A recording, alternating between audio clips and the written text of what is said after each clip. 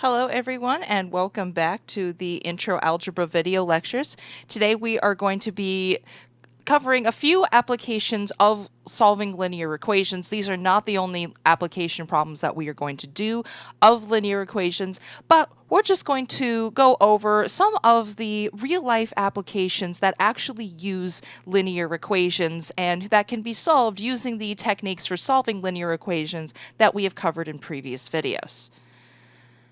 For example, most rentals, such as truck rentals or rental cars, most rentals follow what is called a linear pattern. So the cost of renting a vehicle is usually a linear rate of change. So for example, let's say that an appliance business needs to rent a delivery truck for 6 days while the truck is out being prepared.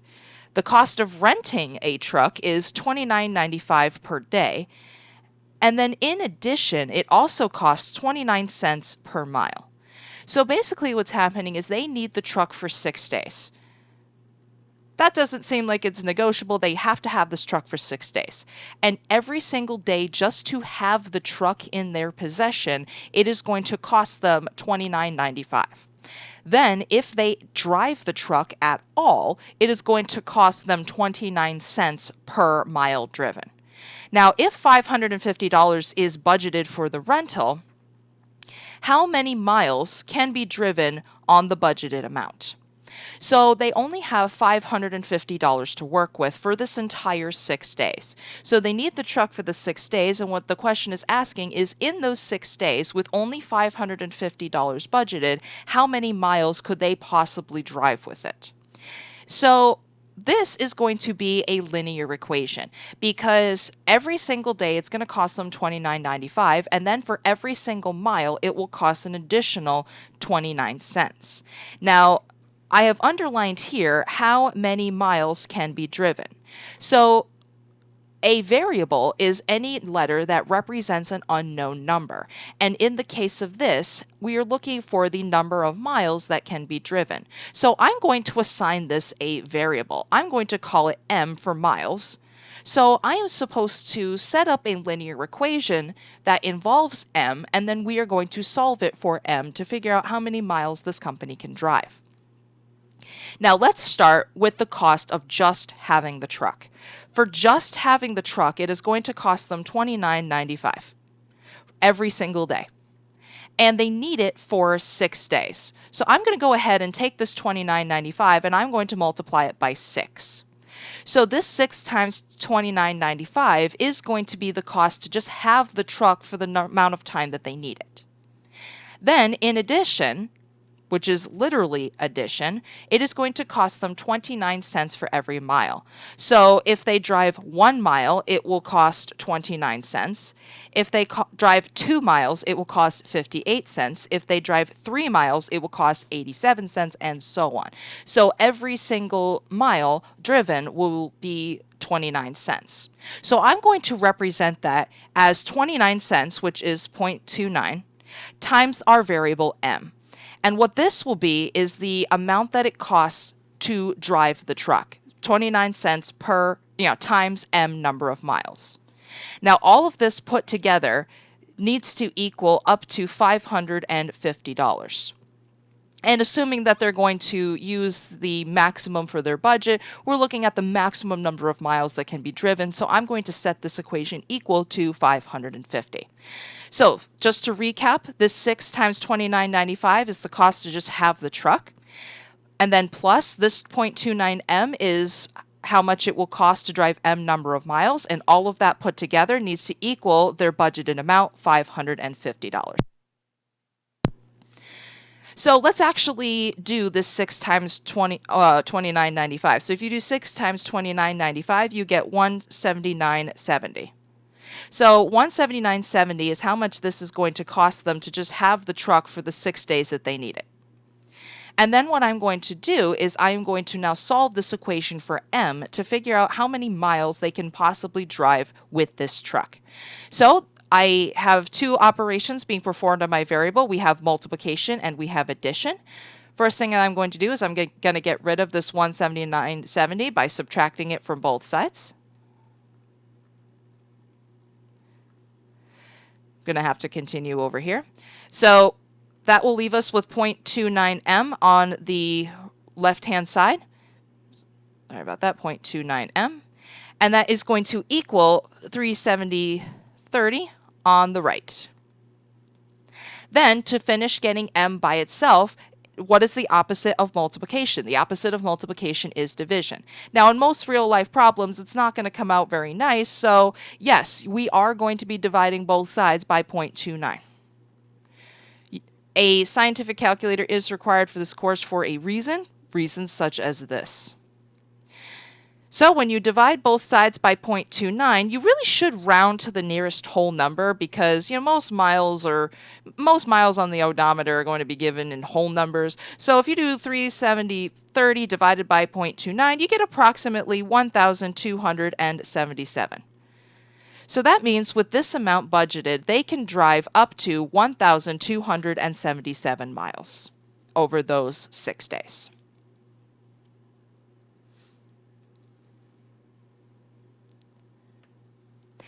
Another application of linear equations is in dimensions, specifically rectangular dimensions, let's say of a lacrosse field. So the perimeter of a lacrosse field is 340 yards. And in a lacrosse field, the length is 50 yards longer than the width. And what we're going to do is we're going to use that limited information to find the dimensions of the field. So a lacrosse field is a rectangle. Pretend that's a rectangle. And a rectangle has two dimensions. It has the length and it has the width. And it really doesn't matter which one's W and which one is L, so it really doesn't matter. Now, the perimeter is the distance around the outside. So the perimeter would be these four sides added together. And in a rectangle, sides that are opposite from each other are the same length. So these two lengths here are going to be both of length L, which I'm going to let stand for the unknown length.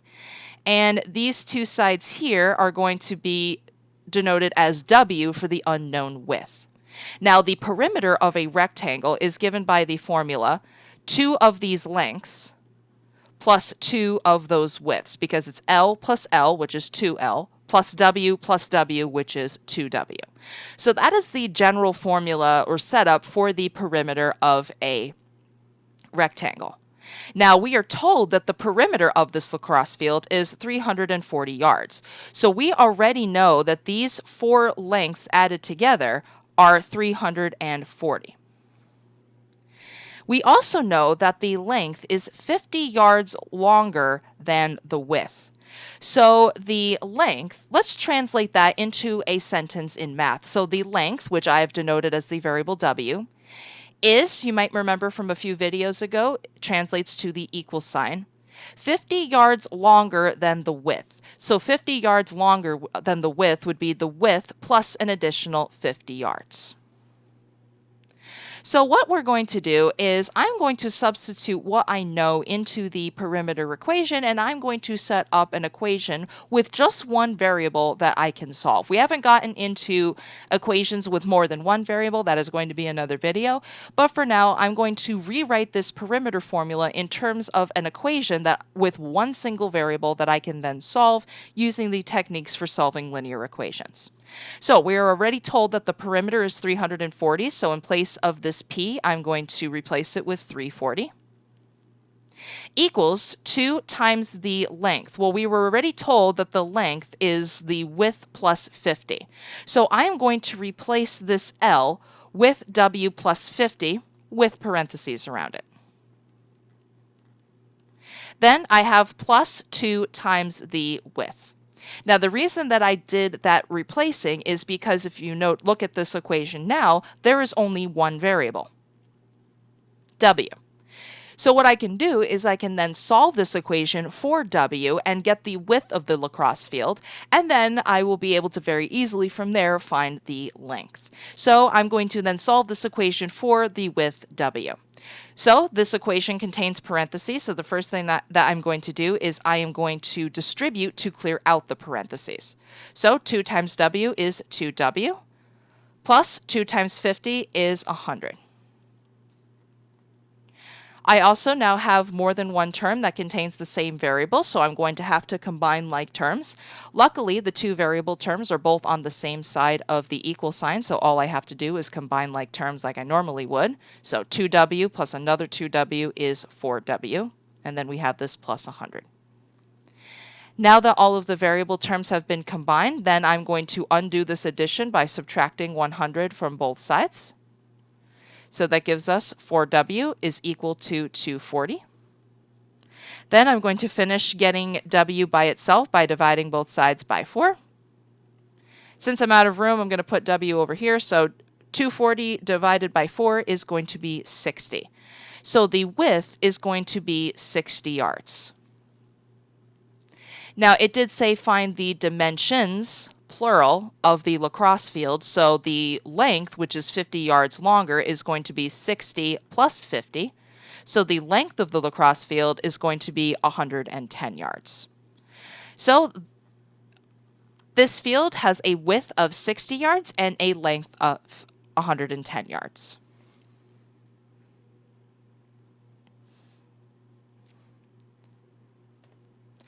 Linear equations also have a number of applications in the business world as well, such as in markups and discounts. So the markup equation looks something like this: S equals C plus R times C, where S is the selling price, C is the cost, and R is the markup rate as a decimal. So what a markup is when a store owner gets merchandise, it will cost them a certain amount, which is the variable C. So it costs them a certain amount to buy the merchandise to put in their store. In order to make a profit, they need to sell the merchandise for more than they paid for it. So that is what the selling price S is going to be. The selling price is going to be higher than the cost. Now, usually they do that is called a markup. When you increase the price to sell it, that is called a markup. And a markup is usually some sort of markup rate, such as 20%, that they'll say sell the item for 20% more than they paid for it. So R is the markup rate, and the markup rate, which is usually given as such as 20% or 40%, it is going to be as a decimal. So while the markup rate in most problems will be given as a percent, in order to use the markup rate R in this markup equation, you do need to turn it into a decimal, which we covered several videos ago. So just as a recap of how to convert a percent into a decimal, you're going to drop the percent sign and divide it by 100, which you can either do on a calculator or you can do that by moving the decimal point to the left 2 places. So we're going to use the markup equation S equals C plus RC, where, just as a reminder, S is the selling price, C is the cost, and R is the markup rate as a decimal. We're going to use that equation to solve this problem. So a markup rate of 40% was used on a mountain bike that has a selling price of $749. And what we're going to do is we're going to find the cost of the mountain bike. So in this markup equation, we have 3 variables. We have S, we have C, and we have R. One of these is going to be unknown, which means that you need to be given the other 2. So a markup rate of 40%, that is your variable R, the markup rate. However, 40% does need to be turned into a decimal. So to turn 40% into a decimal, you drop the percent sign, divide by 100, and you get a 0.40. So R, the variable R, is going to equal 0.40. This was used on a mountain bike that has a selling price of $749. Now, which variable was the selling price? That was S. So S, they just gave us, was 749. To figure out what variable you're supposed to solve for, look for the question words such as who, what, when, where, why. Find means here comes the variable that we're trying to solve for. It specifically says to find the cost. So the cost is what is unknown, and that's what I am going to be finding. So eventually I am going to have an equation that I am going to solve for the variable C. So what I'm going to do is I'm going to plug in all of my known information into the markup equation. That will give me an equation that I can solve for C. And then I will solve for C using the techniques that we learned in the previous videos. So S, which they just gave us, was 749. So in place of this S here, I'm going to replace it with 749. Equals C, which I'm going to leave alone because that's the variable we're trying to solve for, plus R. We were just told that R was 0.40, so I'm going to replace R with 0.40, times another variable C, which again, because that's the variable we're trying to solve for, I'm going to leave that alone. And as ugly as these numbers look, we have an equation with one single variable C that we're going to solve for. And you might notice that we have more than one term that contains the same variable. So if you have more than one variable term, you need to combine like terms.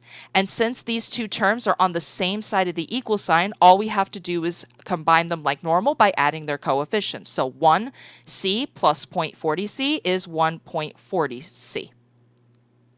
Then the operation that is between the 1.40 and the C is multiplication. So how do you undo multiplication? Using division.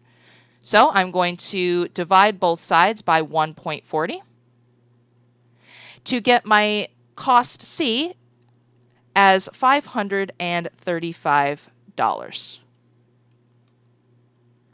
So $535 was the original cost of the mountain bike.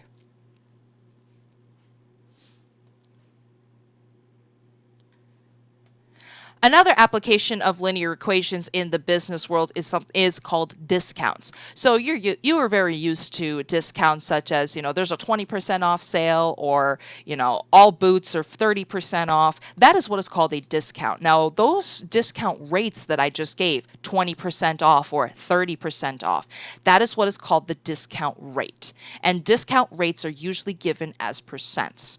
So the discount equation is S equals capital R minus lowercase r times uppercase R, where S is the sale price, capital R is the regular price, and lowercase r is the discount rate as a decimal. So while the discount rate is usually given in something like 20% off, you would need to turn that percent into a decimal in order to use it in the discount equation. So just remember that to convert a percent into a decimal, you're going to drop the percent sign and divide it by 100. So we're going to use that discount equation to solve this application problem. So a necklace that is marked down 35% has a sale price of $292.50. We're going to find the regular price of the necklace. So in this problem, we have three variables. We have S, which in this case is the sale price, capital R, which is the regular price, and lowercase r, which is the discount rate as a decimal. You're only going to have to solve for one of these, so one of these will be unknown, which means that you need to be given the other two. So let's go through the problem and see which variables we were given and what variables we are asked to find. So a necklace is marked down, also known as discounted, 35%. So that is going to be our discount rate lowercase r. However, do not use it as 35. You need to turn the discount rate into a decimal. So we're just going to do 35 divided by 100, which gives us a lowercase r value of 0.35. So that necklace has a sale price of $292.50. Sale price was the variable S, so S is $292.50. Find, which means here comes the variable we're trying to solve for, find the regular price of the necklace. So which variable was regular price? That was capital R. So since capital R is unknown, that's the variable I'm going to solve for. So what I'm going to do is I'm going to take the discount equation and I'm going to plug in all of my known values, and I am going to solve this equation for capital R.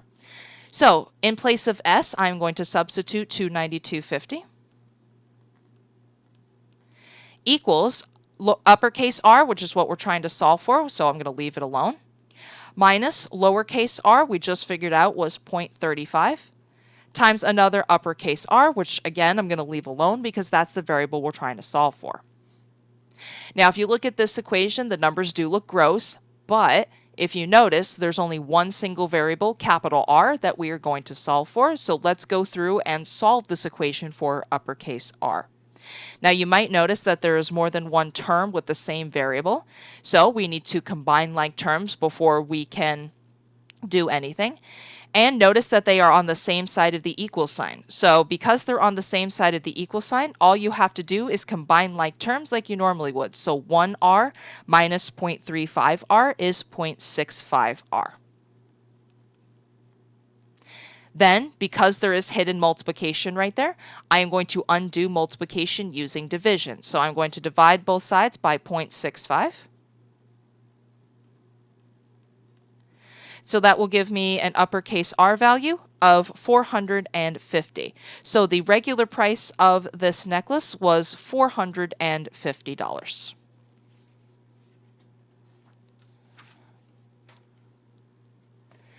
So that is going to be it for the application problems for least for now of linear equations. We're going to be doing more application problems after the exam. So this is going to be the material through your second exam. After the second exam, we're going to cover some other applications of linear equations and also start looking at linear equations that have more than one variable. So stay tuned for that. Thank you all very much for watching, and I will see you all in the next video. Bye-bye.